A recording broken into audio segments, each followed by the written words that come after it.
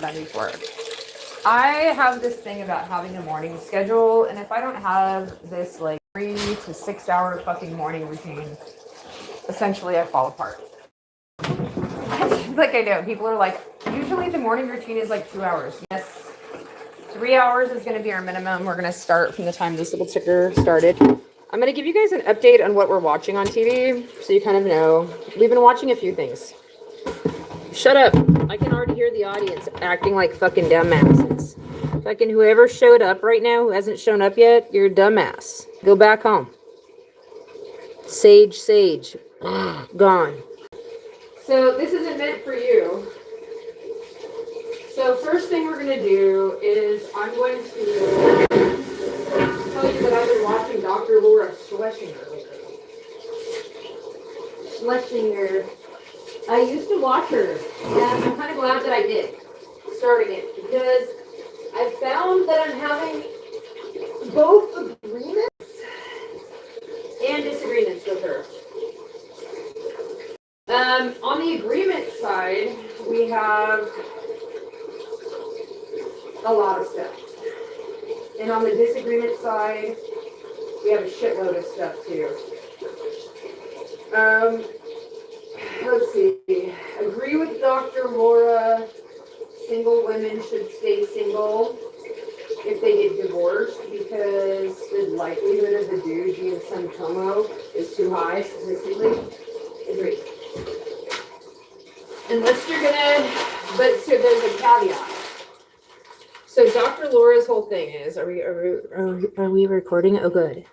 Dr. Laura's whole thing is that if you're a single woman, single mom, and you end up getting divorced, that the statistical likelihood of the second husband abusing your children is so high that you're statistically better off to just stay single until your kids are grown. I tend to agree with her on that one. I think that's a hands down agreement. Because anyone who would date a woman with kids knowingly from the get-go when they have other options is probably a sicko. Because I just imagine if I was a man and I was dating a woman and I found out she had a child. Now that child has a father, that child has a history, and like, I'm not that child's dad. I wouldn't date someone who already had kids. I hate to say this, but even the men that I've dated, I've never dated a man that had kids. Once. I didn't realize it till recently. I was thinking, I never consciously said I'm not dating a man who has kids. But, I did go on like 2 or 3 dates with a guy, but we never French kissed or anything. And he had a daughter, and he's the closest and his daughter was like 17, and he is the closest that I ever got to dating a guy who had a kid. Because his daughter and him had a different kind of relationship. You could tell that the weirdness level, like he and his daughter were like basically one in like hundreds of thousands. He is a doctor of geology who cross-dresses. He goes to work as a man. And he's a very stable citizen, but he cross-dresses at night. And I happen to like men who cross-dress. So he was a good choice. We got along well. You could tell that the relationship with the daughter was different than what most men have with their daughters. But most men's relationships with their daughters are such that it's best to never date someone who's had children, especially daughters. Same thing, if you were a man, you're not going to want to date a woman who has kids either. I'm not blaming you for it.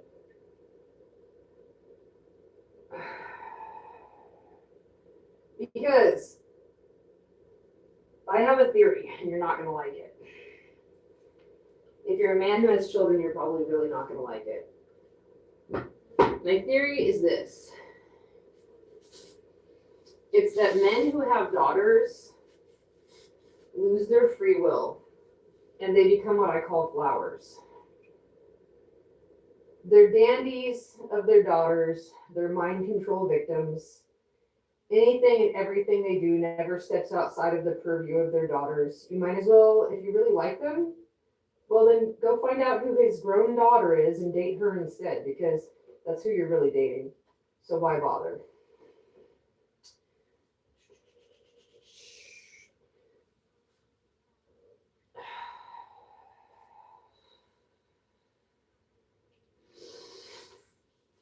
Probably a lot of men feel that way about dating women who have grown sons.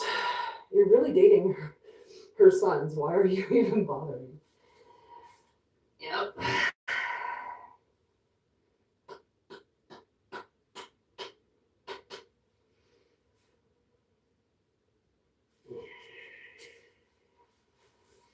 So I was watching Soft White Underbelly this morning, and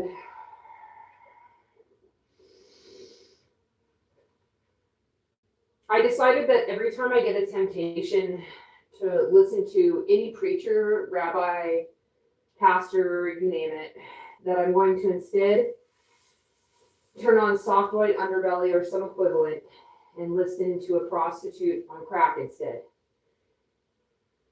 Because they're a real testament to our society, and you're just a fraud. I don't want to hear any more about your talk, about your stupid fucking God, who favors you while you sit on the lofty perch, while you talk shit about other people, as if you're holier than them.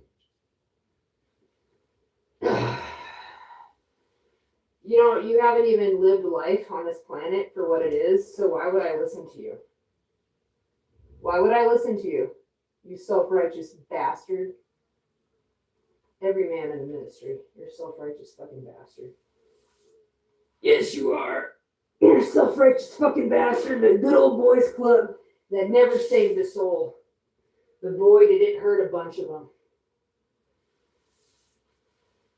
You never saved a soul. If you think you saved a soul, your own fucking creator's gonna come after your fucking sorry ass. I was in the ministry, and I know that I didn't save a soul.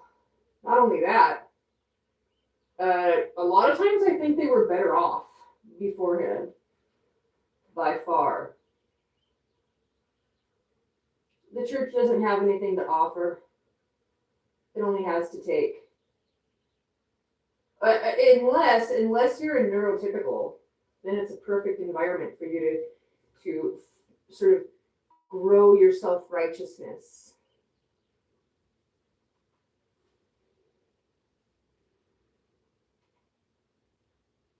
These are such interesting cases. Sent to an adult prison at 13, Brittany, crystal meth psychosis. So what we'll do is we'll put Dr. Laura on mute, and we'll put one of these on mute. Dr. Laura Schlesinger. Getting that from YouTube. I'm allowed to review, especially if it's on mute. Actually, I enjoy Dr. Laura. I've watched her off and on for many years. I guess I agree with her on some stuff. No, I've never had any heart to make. I think she's very beautiful, and her voice sounds pretty much the same. It sounds the same as it did at any point that I've ever listened to her. Some of the things she says, I'll be like, that's great advice. And other things she says, it's like, where did this come from? What was it she said the other day? It was a thing she did on love. It was like, stop in the name of love. What did she do?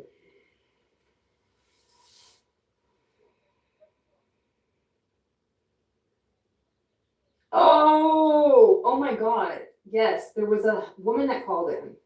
Her name was like Kaylee or something like that. And she had a daughter. And the marriage was all great in the moment. Like the whole time she was pregnant, her husband like coddled her when she was pregnant with her daughter. The second her daughter was born, his life was all about his daughter. And then when she got pregnant with a son, even before he knew it was a son, the dad stopped sleeping in bed with the mom and when she would have any emotions from her pregnancy, he would act like she was like a horrible, horrible person. And then as soon as the baby was born, he told her that he was sleeping with the baby, their 3-year-old daughter, instead of with the mom, so that the baby wouldn't get jealous of the new baby. And Dr. Laura told her, oh, go find your man and save your marriage and sleep with him. And I was like, no. And she's like, he probably thought you were so scary when you were pregnant. And I was like, no. If he was really scared of you or of her, he wouldn't have thrown the 3-year-old daughter in the mix and blamed the reason why he was leaving the room on the smallest, most vulnerable person in the household. That's a coward's move. No. He was parentifying a small child, and he'd shown that he'd only used her to have a child so that he could begin to foster his incestuous, disgusting urges on the child, and Dr. Laura didn't even catch it. Even if he's never physically done anything to that kid, treating her like that is a form of parentification and intellectual incest. And to not choose the mother who's having the baby and in labor, and for Dr. Laura to try to defend him while women have their like gray matter pruned in their frontal lobe to like sense danger better. So the one thing she could do when she was pregnant is sense danger, and that's what she was doing. And then the evidence is there, and then Dr. Laura's like, oh, ignore it all, save your marriage and be a good woman. I was like, dude, Dr. Laura, for every bit of good advice you give a piece of advice that is so dangerous and so toxic and so rotten that the only good thing about it is that hopefully people can see that that advice is so toxic and dangerous and rotten that they should never take you seriously, no matter how good the advice ever is. Have you lived on Hollywood Boulevard yet, Dr. Laura? Okay, then we shouldn't listen to too much today, should we? We'll just go a little bit. Let's see what it really takes to stay committed. Yeah, let's hear what you have to say about that.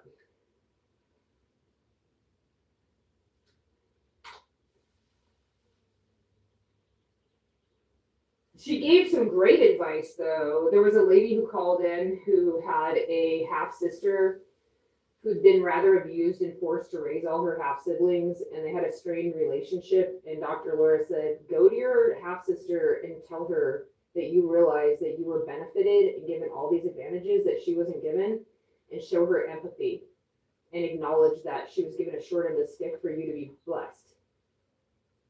And then start your relationship from there. And I was like, actually, that's probably right. That's the right advice. But the other advice was like, so it's like I enjoy her because if you just, here's the thing with Dr. Laura. If you're able to stay on your toes, then you can find one thing you agree with her about and one thing you completely disagree with her about. And you can have both opinions. Like, you can still watch her and be like, she's so crazy on this topic, and I kind of like what she says about this. And it doesn't really change whether or not you enjoy her, right? It doesn't really change that part. It's just, let's see what she does now. What's she talking about today? We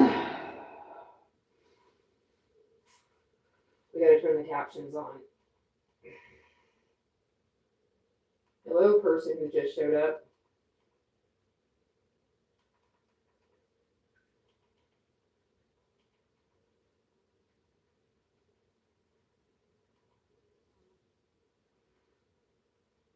Oh, there's no subtitles available.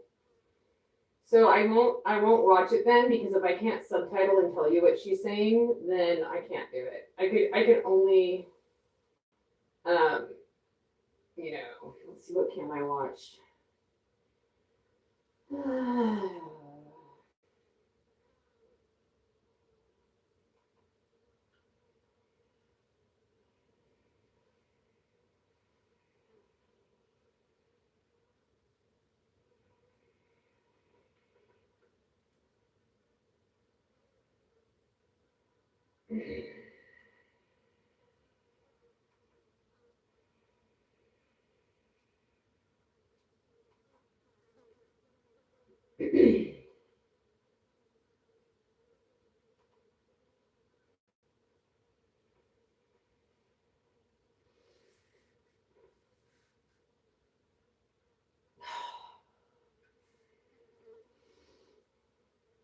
how did it get started?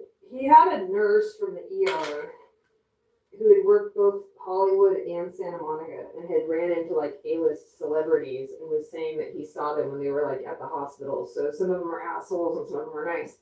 And I was like thinking about this limo driver who is like a favorite for a lot of Hollywood people who as a real estate agent, I sold his house, right? So he told me that most of them were really reasonable with him, except for two.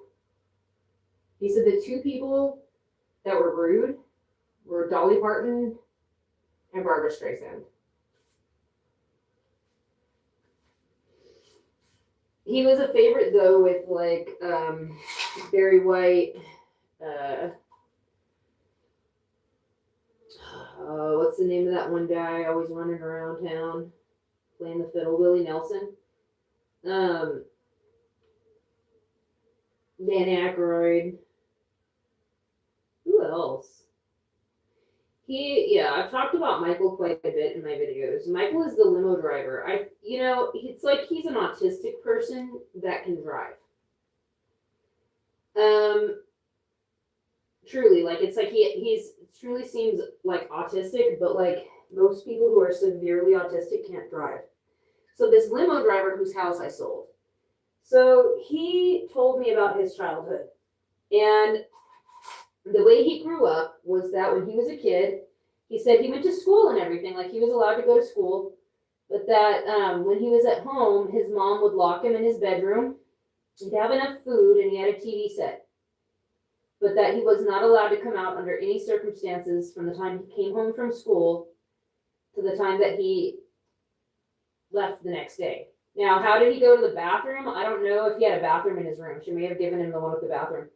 Because he said he would literally get locked in. Now, he said he would go to school and he would act normal at school. He graduated school, but that nobody knew the entire time he was being raised that as soon as he would go home, she didn't starve him or beat him, but she put him in a room with a TV set and food and locked the door. His whole life.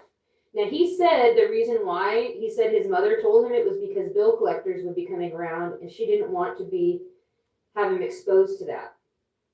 And now, when you think about what that means, it probably means his mom was a prostitute and she wanted him to go to school and wanted him to have a normal life, but she didn't want him to ever see anything that went on in her house the whole time he was raised. So he moved out as an adult and he became a limo driver. And then he did it his whole career.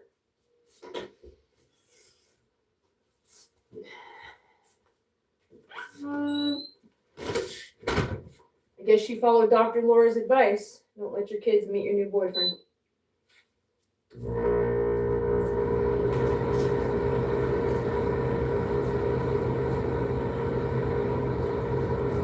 No, he actually doesn't have any. You know what's interesting about Michael? I have never heard Michael say one bad word about his mother once. And I mean, I spent a lot of time with Michael. After I sold his house, I stayed in contact with him the last time for years. For like 4 years after I sold his house. I haven't talked to him for like a year. But I stayed in contact with him and continued to talk to him. And we had long phone conversations. He'd tell me about his life growing up or his parakeet or something like that. Because he has a second house in Beverly Hills. The one he had built in Lake Arrowhead is the one that was sold.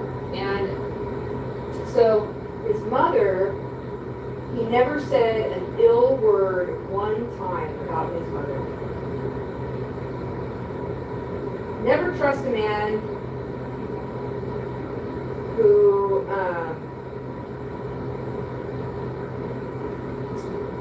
he didn't praise her as a saint either though. It just was like, how can I put it? It would be like if you were Charlie Brown and you were raised in a room and there was this person that you saw once in a while and you couldn't comment much because you almost never saw him. But it's not in a mean way, it's just like, he's like super autistic, so it's like the way he says it is just kind of like, there's no bad feelings. There's also no hyperfixation in Not that I can tell.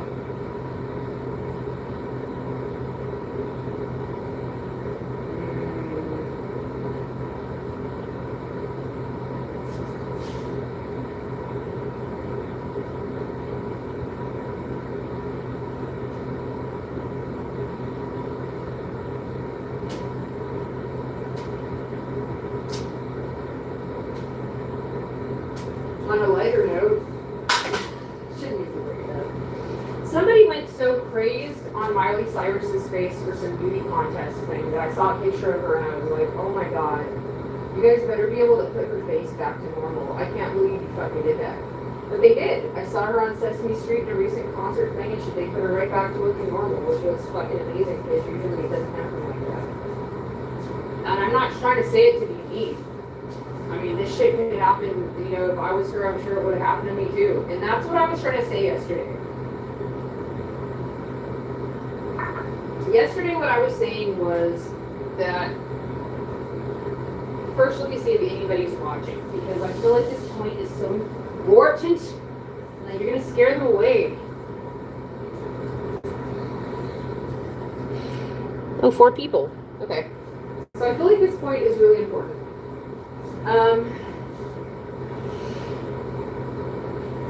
Remember what it was? Well, when I got up to walk over there, it kind of like distracted me, so now I just want to think about it. Partner, what were we talking about?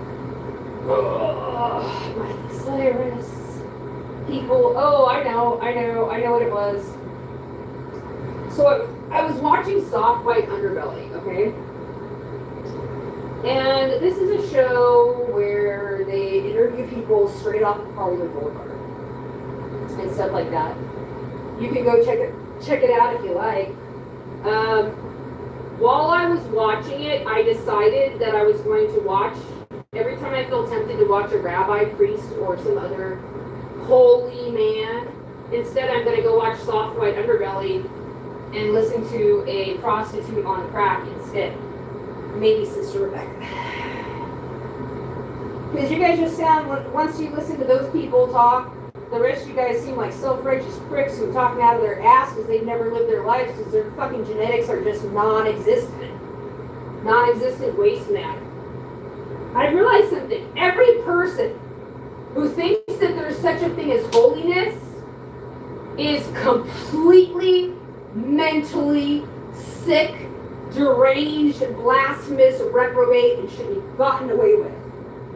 Done away with. I'm not going to do it.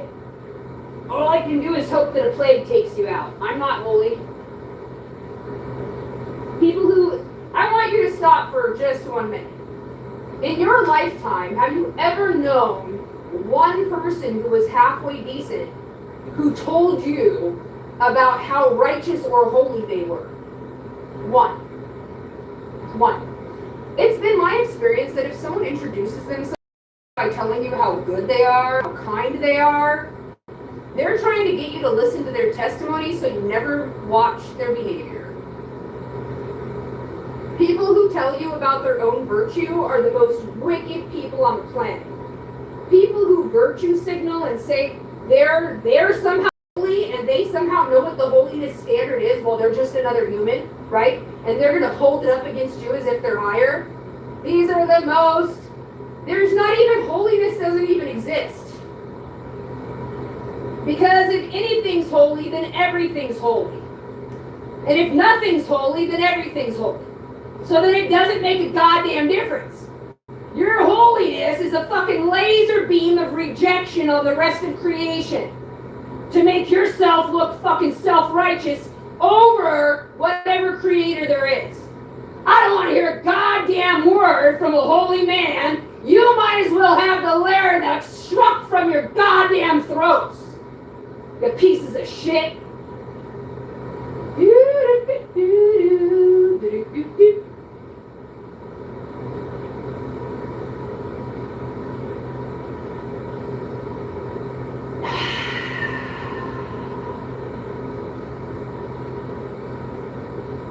You got some prostitute getting beat up, you know, like whose fucking dad was a pedophile, and you know what she was saying on her video? he was like, is there anything you want to say to the public? And she's like, yes, please tell the American people I'm sorry that I haven't pulled it together better. I've been trying really hard, and I know I'm supposed to be a product. I'm going, the money system was coined off prostitution. People who have legitimate trades say, I've got a goat, I make shoes. Why do you use coins?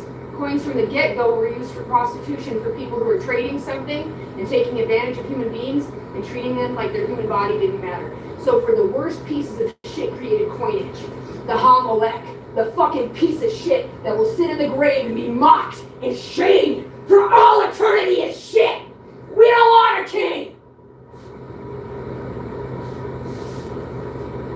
Money was coined for prostitution to be able to exist. Before that, if someone tried to turn a human into a slave for objectification, your society would have found out and beat you to death. So to make it anonymous, they started using money. Then they could realize money could work for standing armies and slaves. In fact, the whole trafficking game is to cover up and sterilize human trafficking. So, here's this prostitute, who by no will of her own was born into this situation, apologizing to her country with a black eye for her lack of productivity. A country that lives in a world system based on a monetary system that works, and every lazy ass motherfucker that takes advantage of it that's not a prostitute is a lazy ass piece of shit using money, not doing the real work. They're the lazy ones, not you! They're the reprobate ones, not you! The whole society you apologize to already is good and dead as a plague. You know what? It doesn't even matter if they're dead now. It's worse that they're alive because they're rotting in their mortal frames as absolute trash. That's the truth, fuckface. And then you sit there and you worship your goddamn filthy rappers and your priests and your fucking pastor. You fucking waste matter. You don't on anyone for a cookie. Oh, I had a cookie with a friend on a picnic table. That friend was a rapist, but I didn't care. But then tomorrow, I'm having a cookie with a rape victim and I'm acting like I care. You might as well have never been born. You might as well have never been born.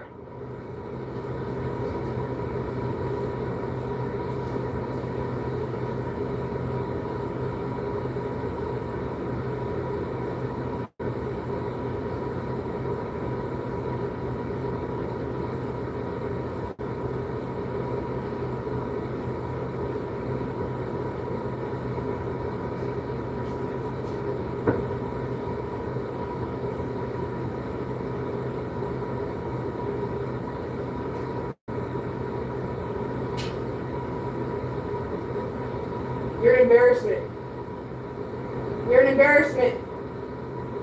You're an embarrassment to me and the whole goddamn universe. You're an embarrassment. Your mother's an embarrassment. Your genealogy's an embarrassment. Your attitude's an embarrassment. And your fucking goddamn church and your children are an embarrassment. If you're as wise as Tony Soprano, you take your whole fucking church family to the cafe tonight. Let the last episode take place, stupid. You get rid of your whole church family and blow the whole world up in a nuclear bomb. Hallelujah.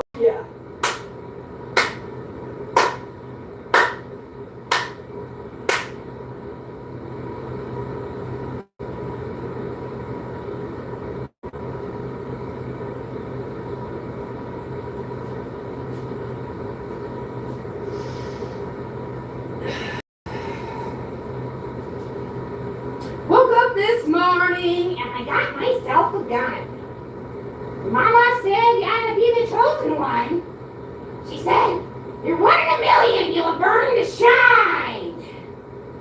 Born under a bad sign with a full moon in your eyes.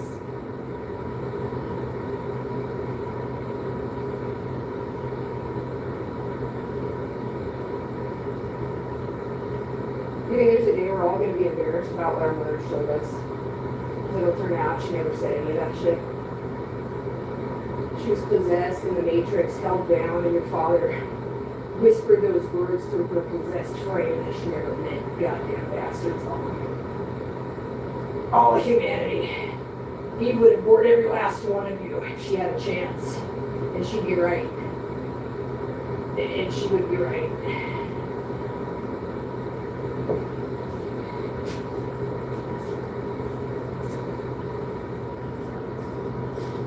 Down to one person.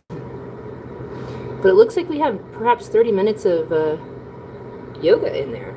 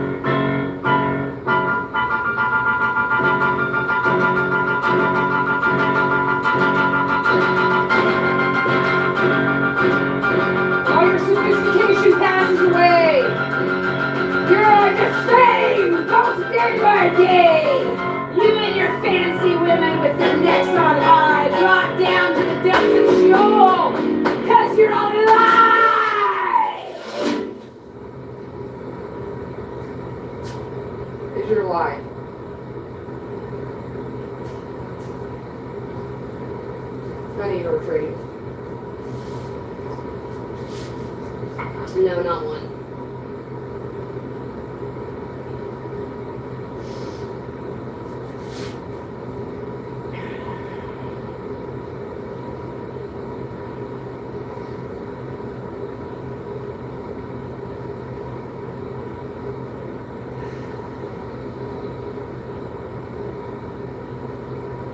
You know, that makes me wonder where my dogs are, because she did actually leave the yard the other day. No, no. Come on, dog queen. Oh, you're still here, thank goodness. And that's my nurse.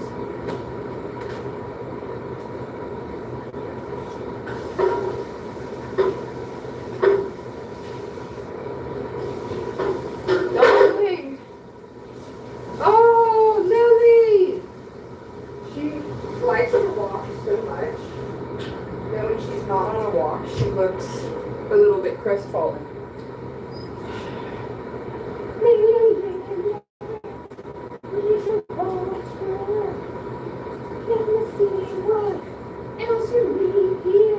Let me give you a nut. Come on in, Lily. Would you like to show the audience? You don't have to show them your face. I will give you a nut though. Come on in. I know, I shouldn't throw it on. I was trying to lure you in front of the audience. It was extremely rude for me. Alright. Come here, Lily. You sit? Get the excess salt off. Sit. Take. Down. Over. Over. Oh, Lily. Over. Can you do it? Over. Almost. Can you do it? Over. Good girl. Good girl, Lily. Oh, she got a nut out of it. 2 nuts. They're cashews. Let me know your box, love.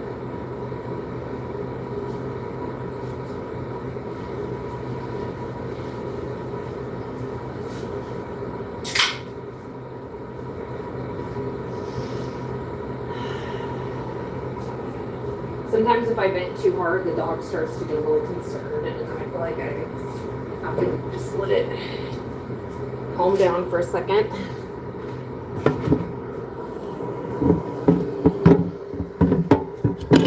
Where were we at in our 3-hour morning schedule? How far did we get? Look at that. So special.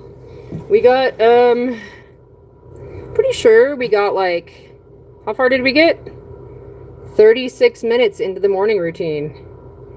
Amazing. Let's see. Dead Wolf's here. Oh! Good morning. Oh, I don't do Mother's Day anymore, but thank you. No, I don't believe in it. I believe all the mothers are unwitting test victims for evil program, that they would have never had children in domestication under any circumstances ever, and that it was a decision that we didn't make, so putting us on a pedestal and celebrating us for it is cruelty. Saying Women's Liberation Day, there's no such thing as mothers. They've never existed in the history of mankind. Obviously, if there had ever been even one mother, then not one child would have ever been trafficked or molested in childhood. Therefore, very merry unmother's day to me. To you. A very merry on Mother's Day. To Eve. To who? To Eve. On Mother's Day.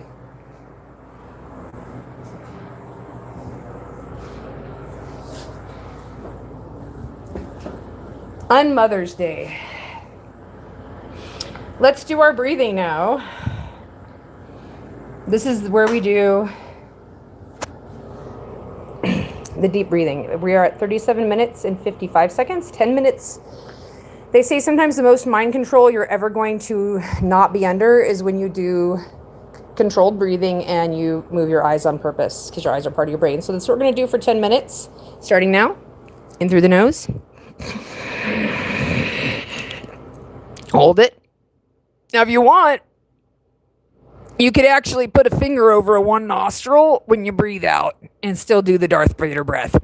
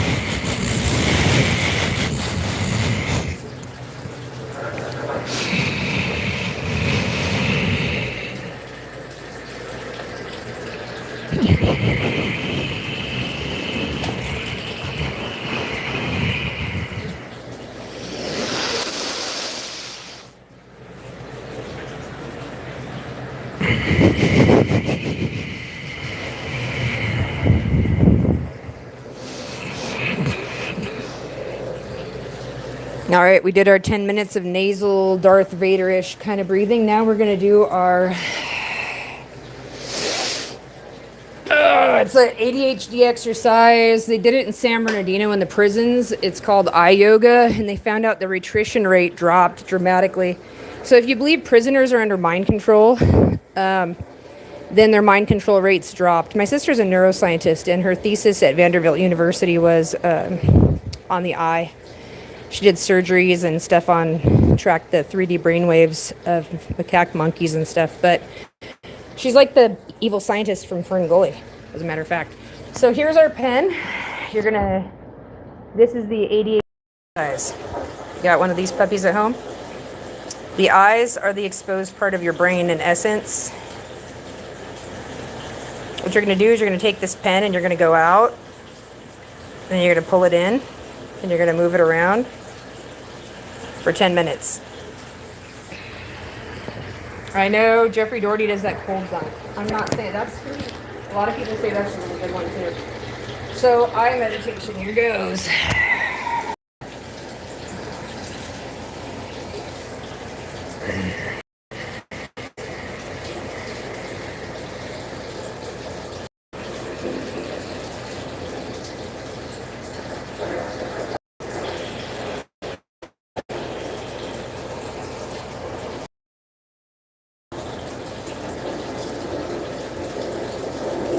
You can kind of tell how much mind control you're under because when you take the pen out and you try to work on your peripherals, if the pen gets real buzzy and you're like where you can't really see it in your peripherals, then you have to start imagining people who are distracting you and putting them on the tip of the pen.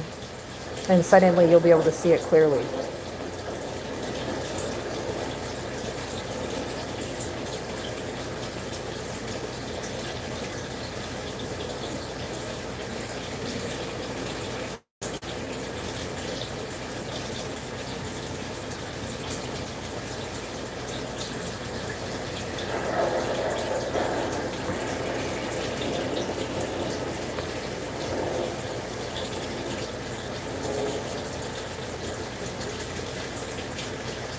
Did I ever tell you you're an idiot?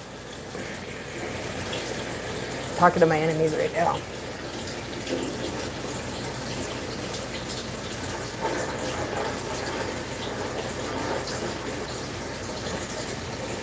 Idiot's too good of a word for you.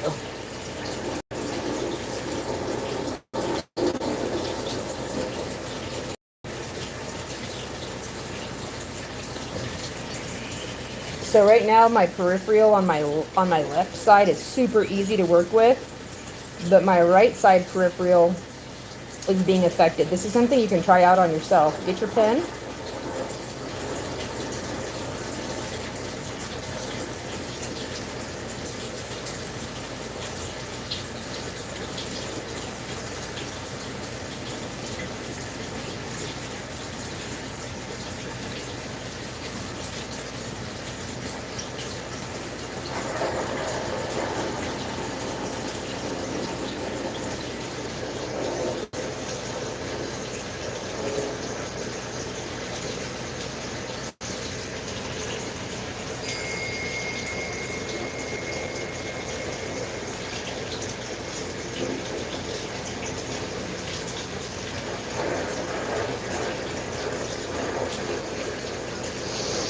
If a trouble comes up, just balance it on the tip of the pen and keep staring.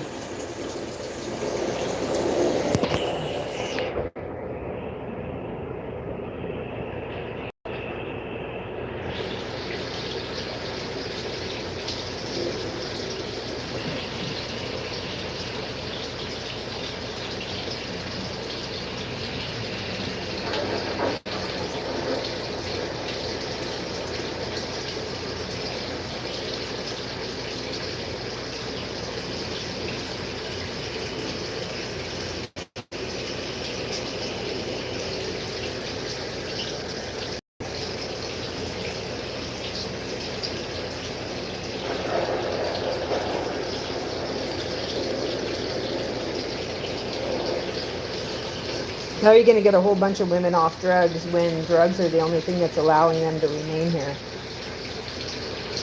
It's my Mary Poppins theory. Mary Poppins is a metaphor for Nurse Jackie. Nurse Jackie is only able to operate as Mary Poppins in the modern world because she's on drugs.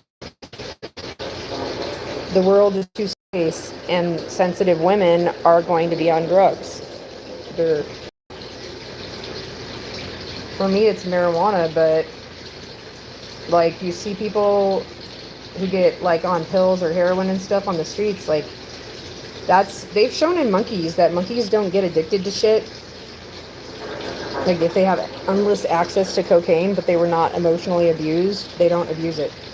So like these women have been so emotionally abused, and the shit that's going on the earth is bad, that if they weren't on drugs, they to manage being here. That's my thought. I could be wrong, but that's what I think sometimes. So it's like all the entire world population criticizes them, like, because they're all so together and shit, and they're like, we're so clean, we're so holy, we're so together. Look at those bad prostitutes and druggies. And it's like the only good people on the planet are like so fucked up by how bad you guys are, that the only thing they can do to cope with the fact of how deluded and self-righteous the rest of the population is to use drugs to try to make themselves equal to you. And like, you guys are losers. You're fucking losers.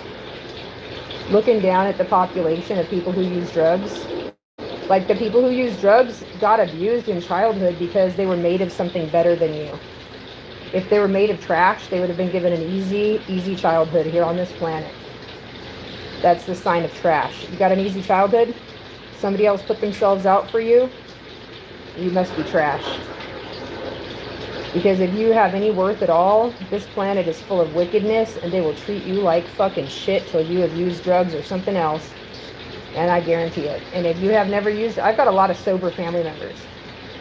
I've got a lot of family members who are together and have money, and you know what? They don't talk to me, but that's not the only thing. They're very sober. Always marveled at how the worst, most evil people are usually sober. The most evil abusers don't usually ever drink or use drugs. They don't need to because they have child abuse. People who don't abuse children usually use drugs or alcohol or something weird like that to deal with all the abuse that's going on around them and what happened to themselves.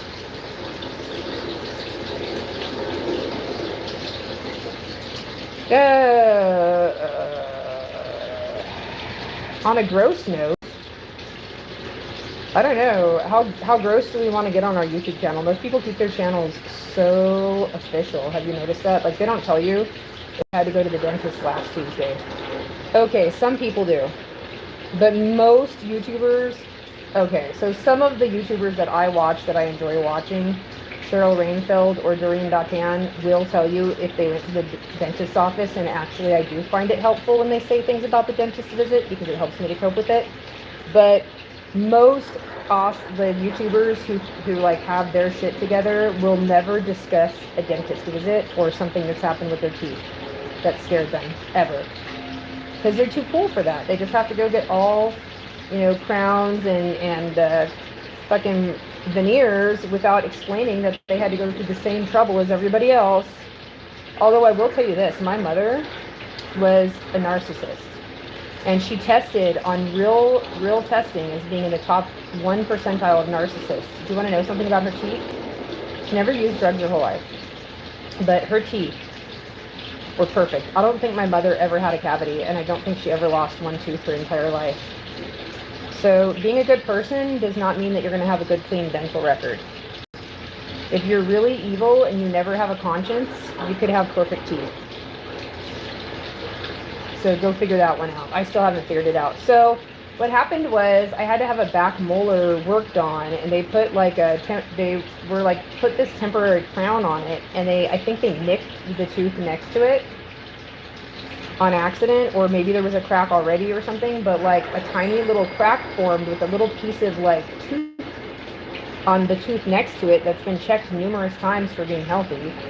And it developed like a little gross thing underneath it that smelled horrible. I went and flossed my teeth, and this weird pustule came out, and then all this shit, and I had to like salt water in my mouth, and it all came out and everything, and it was gross, and it was really surface level, but I have to go to the dentist tomorrow. And I was like, oh my God, this fucking disgusting, gross, smelly pustule got behind a little tiny piece of tooth in my gum during the dental work. And when the tooth shard popped out, or whatever it was, this whole pustule like fucking busted, and this bloody pustule sac came out of my mouth. I spit it out. I had to do tons of salt water, and like, you know when it's draining and it's real pussy and nasty, you can taste it in your mouth? I'm not really getting that much, but I do have like a faint, not like much. So I think that almost all of it got out, because I think it was superficial, because there's like no pain in my jaw. It feels completely normal now. But they had gone like kind of below the gum line, and so like I try to do like a Cheryl Rainfeld where she says, I call my protectors when I get into the dentist chair. And Doreen's like, a lot of times it's really not as bad as you thought. They might find it's not going to be as bad as you thought. Well, that's what I got disking out of her stuff when I listened to it. She said she had a little piece of something she thought was her tooth was coming apart, and it turned out it was just a little piece of plaque, and the tooth was normal underneath and everything. So in this case, they said on ChatGPT that because there was blood coming out of the piece, that means it's pretty healthy, because when it bleeds a lot, it's like it's healthy under the tooth. Oh, good, look, my viewership dropped to 0. So our pen eye thing is about done. Okay. Gross it up. I know. Look at nobody's left. It's because Dead Wolf had a crown done 3 years ago. Exactly. Oh, he's encouraging me to gross it up with 100% and 2 thumbs up. Thank you, Dead Wolf. Yeah, only one. Now I'm reading your comments because I got done with my thing. Dead Wolf, you've been here all morning. How nice. I was too out of it to notice before much. Julie Bagley, we're going to do some walking inside the house right now. Sometimes I pace in my house, like when it's too hot outside. It's just too hot out.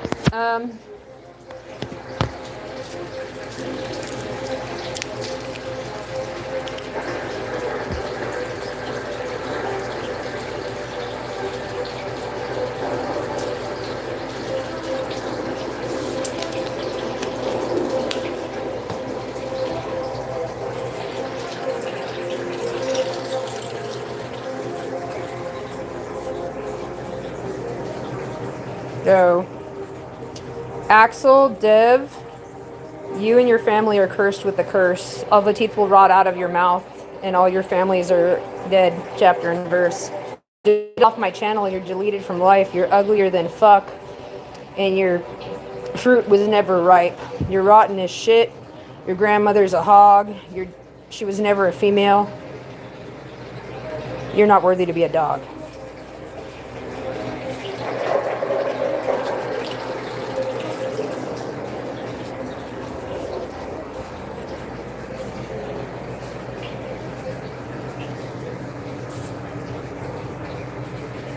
All right, there we go. With some other commenters. Dead Wolf says, here we go. Hey, happy Mother's Day to you. We don't believe in that. I got a light. Yep. I love it. Here I am. I was outside. Good morning, Dead Wolf. My left eye is now my better eye after cataract surgery. Oh, interesting. So now I'm shooting with my left eye and had to switch over. Interesting. Well, that would make you, your right brain would actually get a little more dominant if you're using your left eye for focus more. I would think. I could be wrong, but sounds like my ex-sister and my 2 ex-sisters-in-law. Yeah, family relations can be awfully difficult, you know?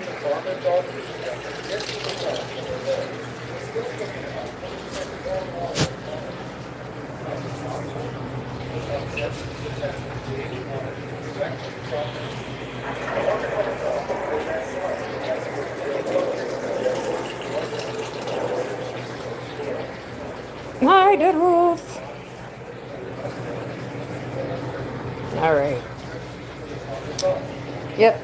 Okay. We're gonna do the old shower thing and go from there.